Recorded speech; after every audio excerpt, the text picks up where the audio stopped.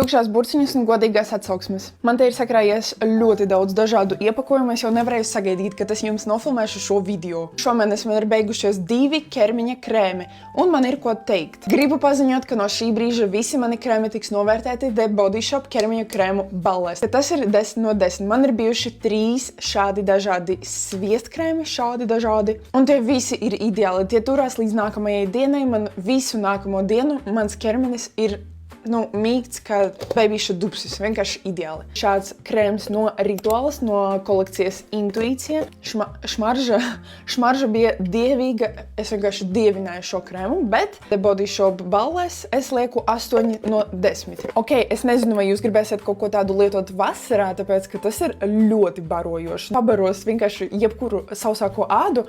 Vasarai nē, bet visu pārējo laiku jā. Matu laka no Got2b. Matu laka bija nevisai labi. Man liekas, ka viņa vienkārši salīmēja visus manus matus, nekas baigi neturējās. Kaut kā vairāk es nepirktu. Acu krēms no XSY, kuru man atdeva draudzene, tāpēc, ka viņai no šī krēma sametās pumpas, tādas maziņas baltas, es nezinu, maša alerģija kaut kāda vai vēl kaut kas. Ok, tas aplikators ir foršs, tāpēc, ka viņš visu laiku ir augsts. No paša produkta es vienkārši nesajūtu nekādu efektu, es neredzu vispār jēgu no šāda produkta. Tikai tas, ka tas dzelzītis dod kaut kādu augstumu zem acīm, nezinu, man liekas, ka tas nav tā vērts. Es esmu jau tajā vecumā, kad mani klases biedri kļūst par zobārstiem un es pie viņiem ārstēju zobus. Un tātad, es vienmēr mīlēju šos zobu diegus, kas ir ar aplikatoru, bet izrādās, ka tie nav visai forši, tāpēc, ka tas diegs ir ļoti plāns un tas baigi neko neiztīra starp zobiem, tāpēc tagad es pērku parasto zobu diegu, kur tu norauji pašu diedziņu un tad tīri šādi. Protams, šis veids ir vienkārši ideāls, bet priekš kam to izmantot, ja tev nav nekādas jēgas. Sejas mazgāšanas putiņas no Skin 1004 man ļoti patika.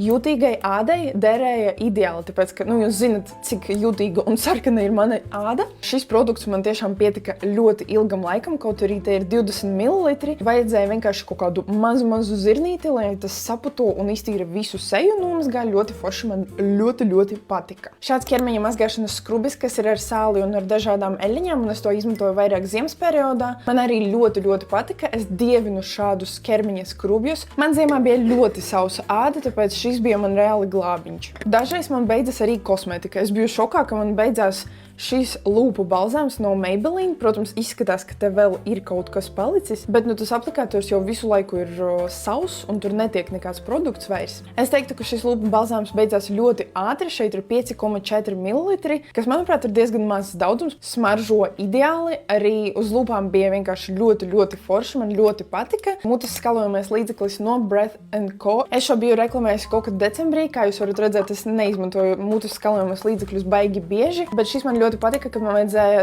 atsveidzināt savu elpu, bet parasti man pietiek ar zobu diegu un zobu pastu. Šis ir kaut kas ekstra, bet kā produkts man ļoti patika. Tā kā jau tuvojas laiks, kad vajag izmantot arī bronzerus, es atradu savā kosmētikas somiņā šādu bronzeri no Catrice, kuru es metīšu laukā, bet kā produkts tas ir ļoti labs. Vienīgi tas, ka tas ir krēmveida produkts, un man tas ir nostāvējis jau veselu gadu atvērts, un es tur līdu ar pirkstu iekšā. Es domāju, ka tas laikam nav baigi veselīgi, ņemot vērā, ka te rakstīts, 12 mēnešu derīguma termiņš. Es nebieži pārbaudu derīguma termiņus kosmētikai, bet mana āda maksā vairāk nekā 3 vai 4 eiro, tā kā ok, nekas. Šis bija arī viss, diezgan ātri es tiku galā, manuprāt. Rakstiet komentāros, ko jūs esat mēģinājuši no šiem maniem produktiņiem jau izmantotajiem, un tiekamies nākamajos video. Atā!